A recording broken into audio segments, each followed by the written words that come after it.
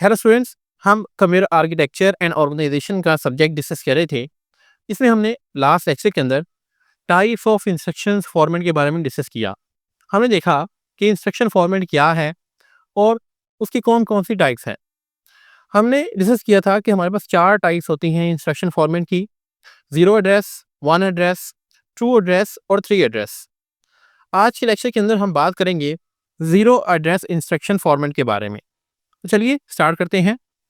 तो यहाँ पर इस इंस्ट्रक्शन फॉर्मेट को हम ज़ीरो एड्रेस इसलिए कहते हैं कि इसमें हम सिर्फ और सिर्फ ओप कोड बताते हैं। ओप कोड के अलावा कोई भी ऑपरेंड यहाँ पर मेंशन नहीं होता, इसीलिए इसको हम ज़ीरो एड्रेस इंस्ट्रक्शन फॉर्मेट कहते हैं। अब ये इंस्ट्रक्शन फॉर्मेट इस्तेमाल कहाँ पर होता है? ये यूज़ होता है रजिस्टर स्टैक ऑर्गेनाइजेशन के अंदर।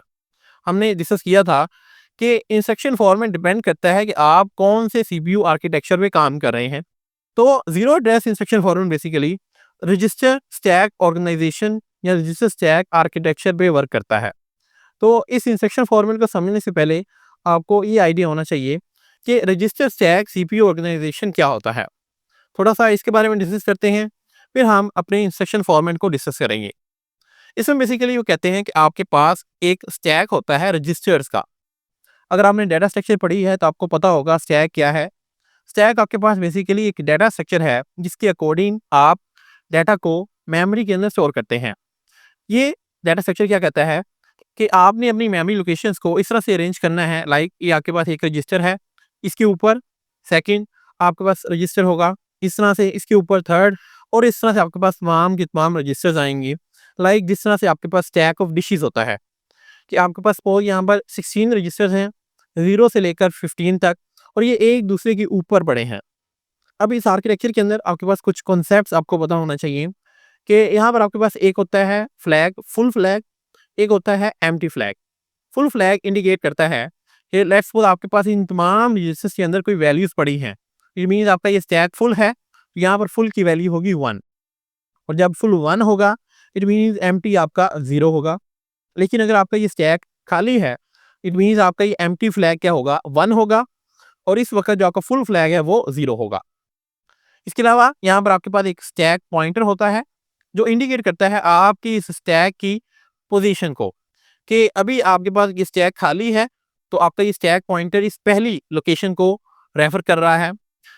लाइक यहाँ पर आपका अभी स्टैक खाली है, तो आपका ये स्टैक पॉइंटर इस फर्स्ट मेमोरी एड्रेस को स्टोर कर रहा है। तो जो भी आप वैल्यू इस स्टैक के अंदर एंटर करना चाहेंगे वो आपकी स्टैक पॉइंटर की लोकेशन में बेसिकली स्टोर होगी। इसके साथ साथ आपको पता होना चाहिए कि इस स्टैक के ऊपर आपके पास 2 तरह के ऑपरेशन होते हैं, पुश ऑपरेशन और पॉप ऑपरेशन। पुश ऑपरेशन हम इस्तेमाल करते हैं वैल्यूज़ को इस स्टैक के अंदर एंटर करने के लिए, और पॉप ऑपरेशन हम इस्तेमाल करते हैं इस स्टैक में से वैल्यूज़ को निकालने के लिए। और आपका जो स्टैक है वो वर्क करता है लीफो प्रिंसिपल पे। It means last in first of, कि जो वैल्यू आप इस स्टैक के अंदर सबसे एंड पे एंटर करेंगे वो सबसे पहले हम इस स्टैक में से बाहर निकालेंगे। तो चलिए ज़ीरो एड्रेस इंस्ट्रक्शन फॉर्मेट को समझने के लिए आप एक एग्जांपल देखते हैं। सपोज करिए आपके पास एक इक्वेशन है a + b × c। इसको आपने एग्जीक्यूट करना है ज़ीरो एड्रेस इंस्ट्रक्शन फॉर्मेट को इस्तेमाल करते हुए। तो इस इक्वेशन को सॉल्व करने के लिए जो आपके पास इंस्ट्रक्शंस बनेंगी वो कुछ यूँ होंगी: push a, push b, add, push c, multiply. अगर आप यहाँ पर देखें तो ये जो इंस्ट्रक्शन है ऐड, यहाँ पर इसके साथ कोई भी ऑपरेंड मेंशन नहीं है, यानी कि ये ऐड जो है ये एक ज़ीरो एड्रेस इंस्ट्रक्शन है। इस तरह से ये लास्ट में आपके पास जो मल्टीप्लाई है ये भी एक ज़ीरो एड्रेस इंस्ट्रक्शन फॉर्मेट है। तो देखते हैं ये किस तरह से एग्जीक्यूट होती हैं। सबसे पहले आपके पास इंस्ट्रक्शन है पुश ए की वैल्यू को इस स्टैक के अंदर पुश कर दो। जैसे ये इंस्ट्रक्शन एग्जीक्यूट होगी, ए की जो भी वैल्यू होगी वो आपकी स्टैक की पहली लोकेशन पे पुश हो जाएगी। यहाँ पर ए आ जाएगा आपके पास, और ये स्टैक पॉइंटर जो है ये नेक्स्ट लोकेशन पे मूव कर जाएगा। नेक्स्ट आपके पास है पुश बी। तो पुश बी जब हम करेंगे तो इस स्टैक के अंदर बी भी यहाँ पर पुश हो जाएगा। अब आपके पास आ जाती है थर्ड स्टेटमेंट ऐड। ये बेसिकली क्या है? ये एक ज़ीरो एड्रेस इंस्ट्रक्शन है जिसके साथ कोई भी ऑपरेंड मेंशन नहीं है। अब ये किस तरह से वर्क करेगी? जब ये स्टेटमेंट वर्क करेगी तो ये सबसे पहले इस स्टैक में से जो लास्ट 2 वैल्यूज़ हैं उनको यहाँ से पॉप कर लेगी। लाइक इस स्टैक के अंदर लास्ट आपके पास वैल्यू है बी, इसको पॉप कर लेगी। देन आपके पास है ए, इसको भी पॉप कर लेगी। और फिर हमने करना क्या है, इनको ऐड करना है और इन दोनों को आपस में ऐड कर देगी।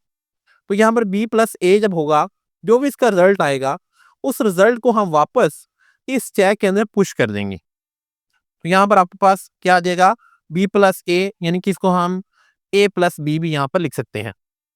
तो ये आपके पास 3 इंस्ट्रक्शंस यहाँ पर एग्जीक्यूट हो चुकी हैं। नेक्स्ट आपके पास है पुश सी, कि स्टैक के अंदर सी को भी पुश कर दो।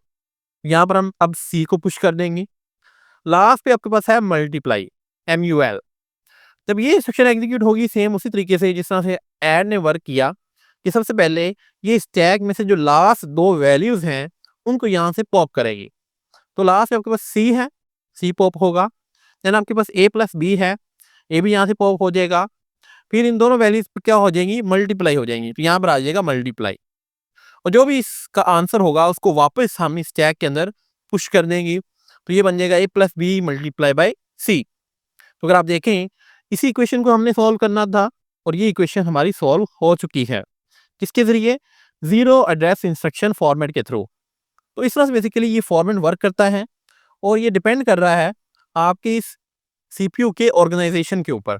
अगर आप इसके अलावा कोई CPU ऑर्गेनाइजेशन इस्तेमाल करेंगे तो उसके अंदर zero address instruction format work नहीं करेगा। सो आई होप आपको zero address instruction format clear हो चुका होगा।